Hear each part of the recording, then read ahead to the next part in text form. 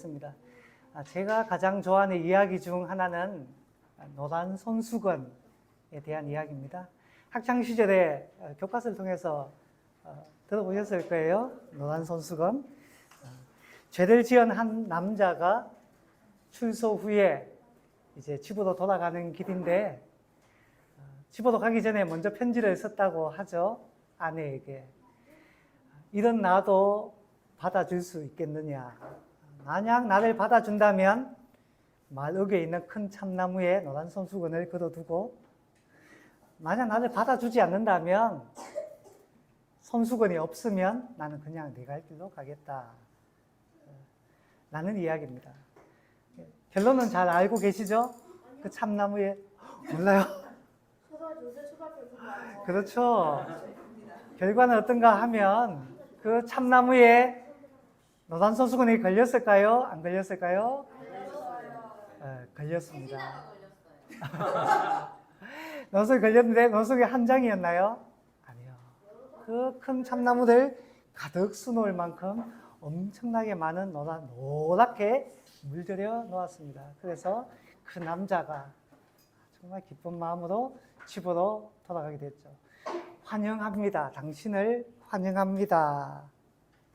그 노란손수건이 그와 같은 이야기를 우리에게 들려주고 있습니다. 저는 이 이야기를 떠올릴 때마다 가슴이 뜨거워져요. 누군가가 나를 반기고 환영해 준다면 그것보다 더 기쁜 일이 있을까요? 간혹 가다가 비행 청소년들을 만날 때가 있습니다. 그 청소년들이 왜 비행기를 타느냐? 집이 편하지 않으니까 그렇게 되는 것 아닐까요? 집에서 누군가가 나를 반겨준다면, 집이 평안하다면, 돌아갈 곳이 있다면 그렇게 밖으로 돌아다닐 이유가 없을 텐데, 집이 평안하지 않으니까, 집이 안전하지 않으니까, 집이 나를 환영해 주지 않으니까 밖으로 도는 것 아니겠어요? 그런 측면에서 볼 때마다 안타까운 마음이 듭니다. 오늘 성경의 말씀은 하나님께서 우리를 환영한다, 받아주신다 라는 것을 가르쳐주고 있습니다. 20절 말씀을 한 번 더 읽어볼까요? 20절 읽었던 말씀입니다. 시작. 이에 일어나서 아버지께로 돌아가니라. 아직도 거리가 먼데 아버지가 그를 보고 측은히 여겨 달려가 목을 안고 입맞추니. 자, 요 구절만 봐서는 무슨 이야기인가 라는 생각이 드실 수 있습니다. 이 말씀은 신앙생활 조금이라도 하신 분은 잘 아는 말씀입니다. 예수님께서 하시는 말씀인데, 잃어버린 한 사람이 돌아오는 것이 얼마나 값진 일인가를 비유적으로, 한 가족의 이야기를 통해 비유적으로 가르쳐주는 말씀입니다. 내용을 살펴보면 이런 내용이에요. 한 아버지에게 두 아들이 있었습니다. 그런데 둘째가 미안한데 좀 망난이였어요. 그래서 자기 마음대로 살고 싶어서 아버지에게 유산을 내놓으라라고 이야기합니다. 내 몫을 지금 주세요. 그런데 여러분, 건동지방에 아버지가 살아있는데 유산을 받아간다라는 것은 어떤 의미를 가지고 있는가 하면, 아버지 빨리, 죄송합니다, 되졌으면 좋겠다. 죽었으면 좋겠다. 그야말로 폐륜아입니다.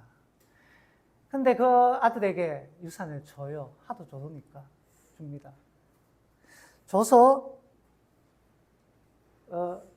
자기 마음대로 사는데, 여러분, 저 사람은 망했으면 좋겠다라고 생각한 적이 있습니까?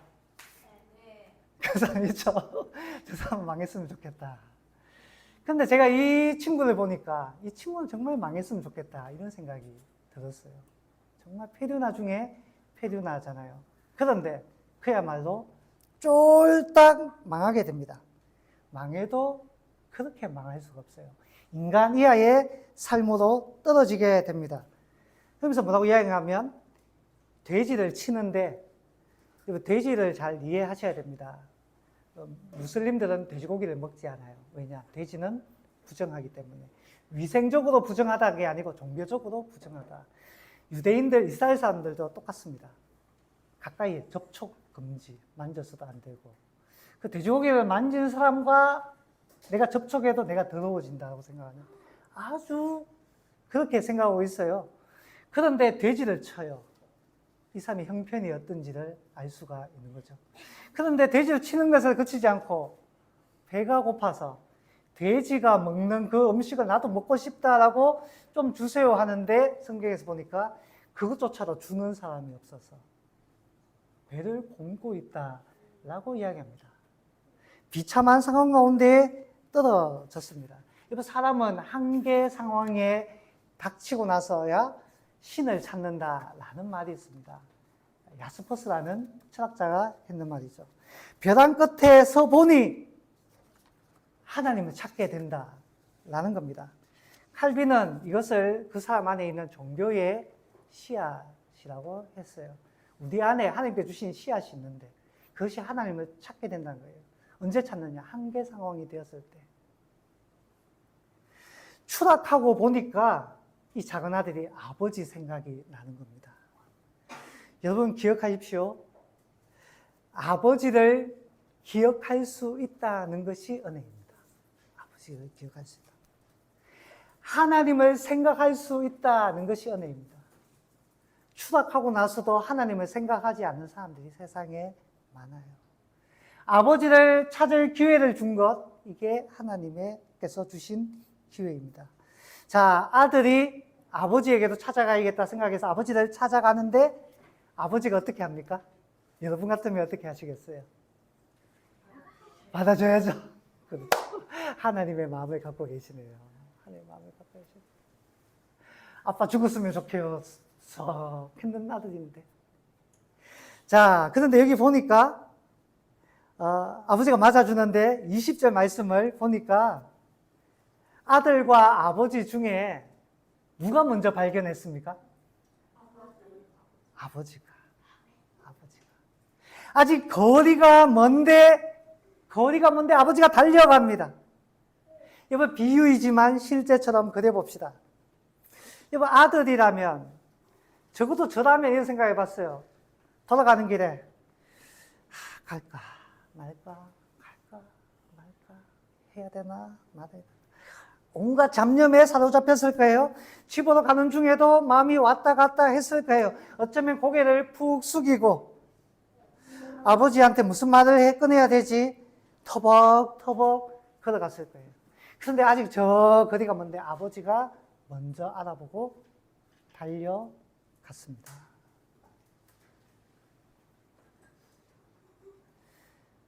이번 아들이 아버지한테 아버지 지금 내 가고 있으니까 마중 나오세요라고 카톡을 보낸 게 아니에요. 아버지 지금 여기 내 도착했어요. DM을 보낸 게 아닙니다. 몇 시에 도착하니 준비하세요라고 한 게 아니에요. 아버지가 저 멀리 있는 아들을 먼저 발견했다는 것은 어떤 이야기입니까? 아버지가 매일같이 아들이 돌아오기만을 문 밖에서 기다렸다라는 것을 의미합니다. 예수님의 이 비유에는 이것을 다 포함하고 있는 거예요. 오늘 내 아들이 돌아오려나, 내일 돌아오려나, 오늘 돌아왔으면 좋겠다. 이번 아들은 페르나입니다. 그럼에도 불구하고 아버지는 기다렸습니다. 왜요? 사랑하니까. 사실 인간관계도 그렇습니다.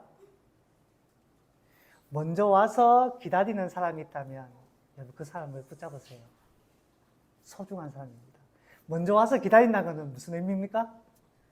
상대방을 귀하게 여긴다. 상대방을 소중하게 여긴다라는 겁니다. 맨날 지각한다면 조심하세요. 제가 양심에 좀 찔렸습니다. 지금 고개를 잡고 계시는 분들이 있는데 제가 좀 찔렸습니다. 그런데 여러분 정말 중요한 것은 항상 먼저 기다리는 사람이 있다면 그거 한 가지만은 분명합니다. 상대를 어떻게 해요? 소중히 여기고 있다. 이 아버지는 어떻게 해요? 아들을 기다리고 있는 것입니다. 자, 거짓골이 되어 있는 아들을 맞아주는데 작은 아들은 그래도 양심이 있어요. 내가 감히 아들이라고 제가 그렇게 못하겠어요. 저를 그냥 아버지 부자니까 저를 그냥 노동자 품꾼으로 써주세요 라고 이야기하는데 양심은 있죠. 그래도 아버지가 아들을 어떻게 해요? 안아주는데 손에 반지를 끼워줍니다. 반지 끼워준다는 것은 너는 품꾼이 아니고 내 아들이야. 신을 신겨줍니다. 신을 벗었다는 것은 노예들이 신을 벗어요. 신을 신겨줍니다. 너는 노예가 아니야. 품꾼이 아니야. 내 아들이야. 그리고 어떻게 해요? 새 옷을 입혀주고 한 가지 더 합니다. 잔치를 벌입니다. 살찐 송아지를 잡아라. 죽었던 내 아들이 돌아왔다. 잔치를 벌여서 동네 사람들 모아서 잔치를 벌이는데 여러분 잔치는 어떨 때 벌입니까? 뭐 사법고시 합격했나요? 뭐 장관이 되었습니까? 서울대 입학했습니까? 하다못해 공무원 시험이라도 합격했나요? 그러면 잔치를 벌일 수도 있잖아요. 그런데 이 아들은 어떻게 해요? 거지가 되어 돌아갑니다. 동네 사람들이 다 저놈 새끼 이런 욕을 했는 애인데 그 애를 위해 잔치를 벌입니다. 잔치를. 자랑할 만한 것이 아무것도 없어요. 그럼에도 아버지는 그 아들을 있는 그대로 사랑해 줍니다. 이게 아버지잖아요. 이게 하나님 아버지잖아요. 여러분, 모든 것을 잃은 자가 모든 것을 되찾습니다. 우리는 인생 역전을 많이 이야기하지만 이것보다 더 큰 인생 역전이 있을까요? 근데 여러분, 저는 여기서 주목하고 싶은 것이 이것입니다. 무엇이 역전과 회복을 가져왔느냐라는 점입니다. 하나님은 변함없으니, 하나님은 항상 똑같습니다. 변함이 없으세요. 마음이. 그렇다면 우리 측에서 한번 생각해 봅시다. 우리는 어떻게 해야 될까? 제가 세 가지만 간단하게 말씀을 드릴게요. 첫 번째는 내 자신의 문제점을 파악해야 돼요. 문제점을. 나의 형편에 대한 바른 이해가 필요합니다. 여러분, 작은 아들은 자신의 형편에 대해서 이해했어요. 내가 비참하다. 비참하다. 여러분, 이것은 매우 중요한 것입니다. 여러분, 우리는 어떻습니까? 돈이 많나요? 사회적 관계가 너무너무 훌륭합니까? 대부분의 사람들이 나를 좋아하고 괜찮습니까?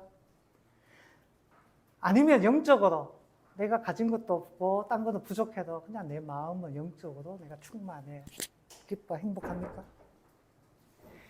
여러분, 배부른 사람은 하나님을 찾지 않습니다. 배부른 사람은 하나님을 찾지 않아요. 우리나라는 이 배부름에 너무너무 집착하는 것 같아서 때로는 약간 걱정이 됩니다. 제가 설문조사를 봤는데요. 전 세계 이렇게 OECD 국가들하고 유력한 국가들, 인생에서 가장 중요한 가치가 무엇입니까? 이렇게 쭉 돼 있는데 대부분 선진국부터 시작해서 대부분 나라가 패밀리라고 적었어요. 가족이 내 인생에서 가장 중요하다. 그렇잖아요? 그런데 쭉 내려오더니만 대한민국에 왔는데 돈이래. 돈이래. 태국인가 어느 나라는 사회가 중요하다. 근데 대한민국은 돈이래요. 뭔가 내가 물질적으로 가지고 충만하고 이게 내 인생의 최고의 가치가 되어버린 것 같아서 안타까울 때가 있습니다. 여러분, 무엇이 우리를 채우고 있습니까? 여러분, 목마른 자가 우물을 팝니다. 배고픈 자가 일을 합니다. 그런데 우리는 때로는 우리가 너무 배가 불러요. 부족함이 없습니다. 너무너무 만족해요. 탕자가 배부르고 행복했으면 아버지를 찾았을까요? 배부르고 행복했으면 안 찾았을 수도 있습니다. 여러분, 혹시 죄송하지만 예수님 없이 행복하십니까? 하나님 없이 행복하십니까? 부족함이 없습니까? 동물원에 가면 이런 문구가 적혀 있습니다. 과자를 던져주지 마세요. 왜냐? 그 과자 자꾸 먹고 단 거 자꾸 먹으니까 동물들이 어떻게 해요? 정작 중요한 식사를 거르게 되는 겁니다. 그러면 어떻게 돼요? 큰일 나잖아요. 바닷가에도 갈매기들에게 자꾸 사탕을 던져주면 갈매기가 어떻게 됩니까? 거기에 취해가지고 물고기 잡을 생각을 못할 수도 있다라는 겁니다. 여러분, 저와 여러분 어떻습니까? 우리는 충만한가요? 우리는 배가 부른가요? 세상이 주는 것에 취하지 않으셨으면 좋겠습니다. 하나님께서 주시는 것을 찾아야 돼요. 성경에는 그 참을 수 없는 목마름으로 주님께 나온 자들이 있습니다. 사마리아에 있는 수가성의 여인.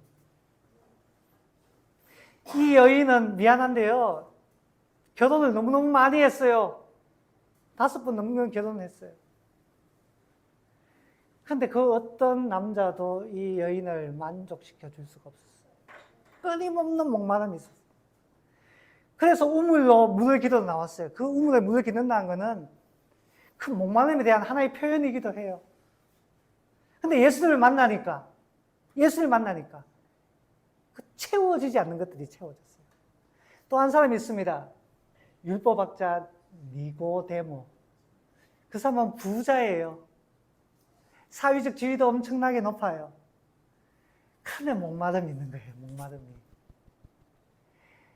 목마름이 있어요. 그 어떤 것으로 채워지죠. 그러니까 밤중에 예수님을 찾아옵니다. 사회적 지위가 있으니까 사람들 눈은 피해가지고, 주님, 어떻게 하면 거듭날 수 있습니까?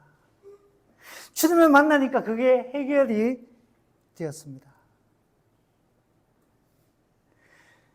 팡세르선 파스칼은 이런 이야기를 했습니다. 사람에게는 그 무엇으로도 채울 수 없는 빈자리가 있다고 했어요.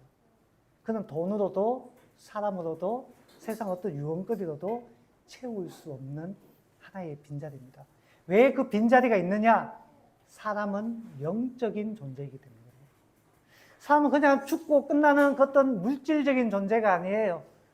미안합니다. 공산당들은 그냥 유물론이라 해가지고 그냥 물질로 끝이다라고 했지만 그렇지 않아요. 영적인 공간이 있습니다. 채워야만 돼요. 돈으로도 사람으로도 명예로도 그 어떤 것으로 채울 수 없는 하나님의 빈자리가 있다는 것을 깨닫는 것에서부터 회복이 시작되는 겁니다. 사랑하는 여러분, 자신의 비참함을 깨닫지 못한 자는 은혜의 풍성함도 깨닫지 못합니다. 배고픈 자가 한 조각 빵의 가치를 압니다. 사막에서 길을 잃은 자가 생수 한 모금의 가치를 갈망하는 것입니다. 내게 부족함이 없다, 나는 충만하다, 만족하고 있다면 누가 하나님을 찾을까요? 만약에 저와 여러분에게 무언가 부족함이 있다면,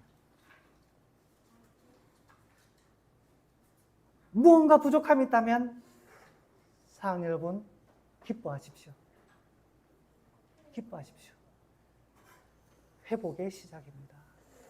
하나님을 찾을 수 있는 시작점입니다.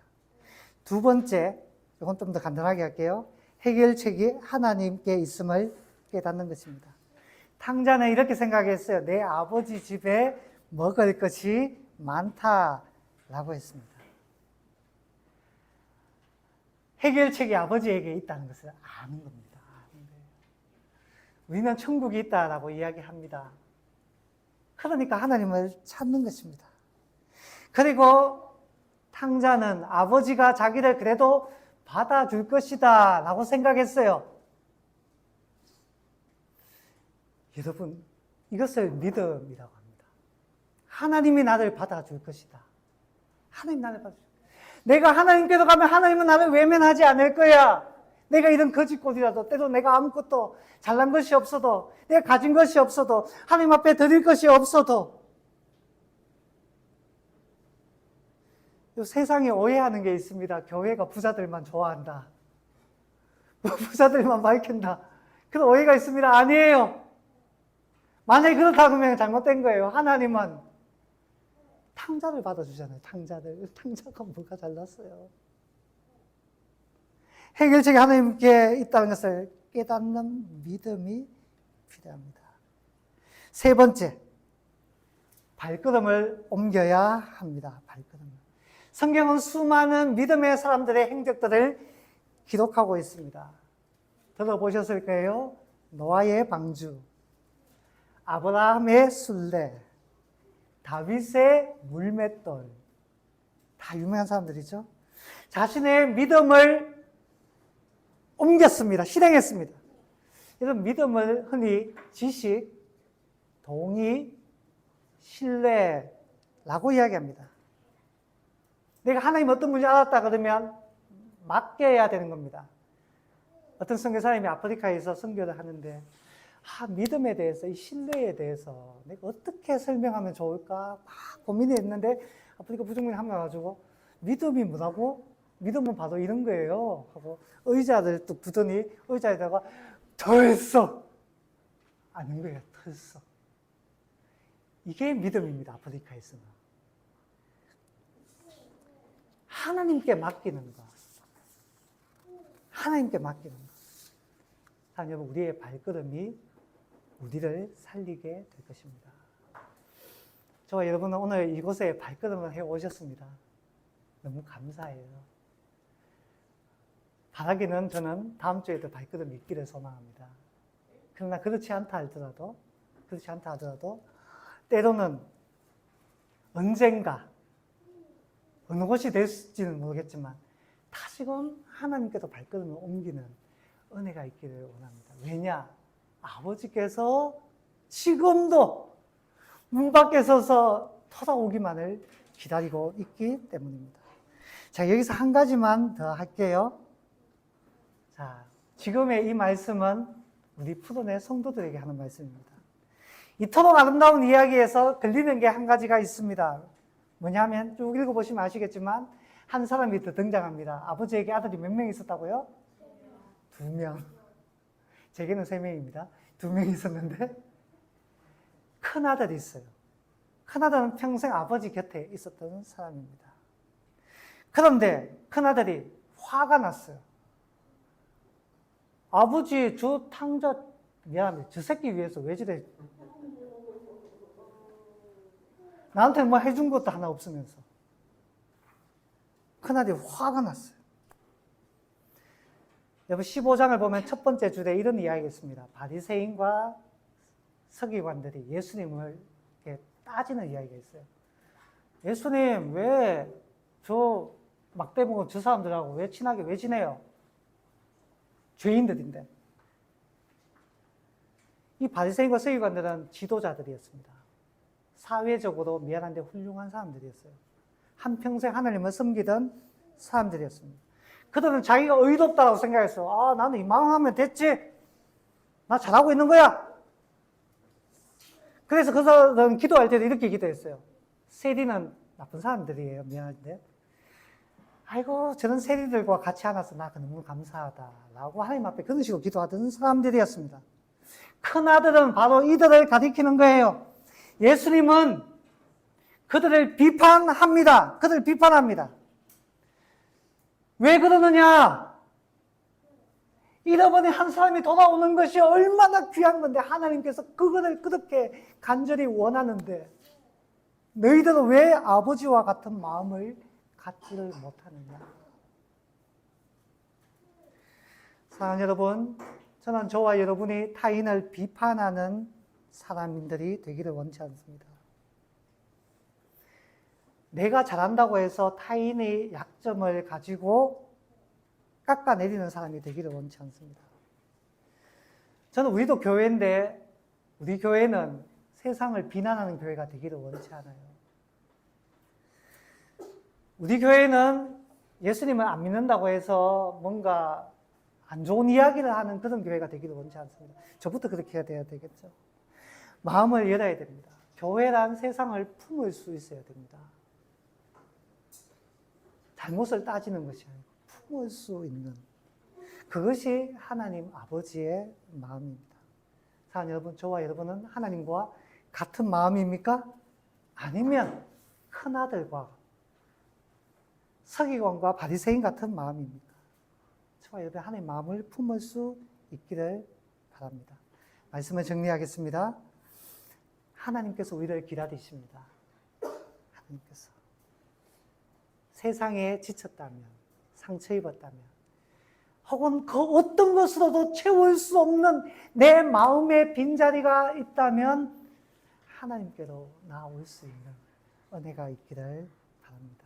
하나님의 품이 얼마나 따뜻한지를 깨닫는 저와 여러분 될 수 있기를 간절히 소망합니다.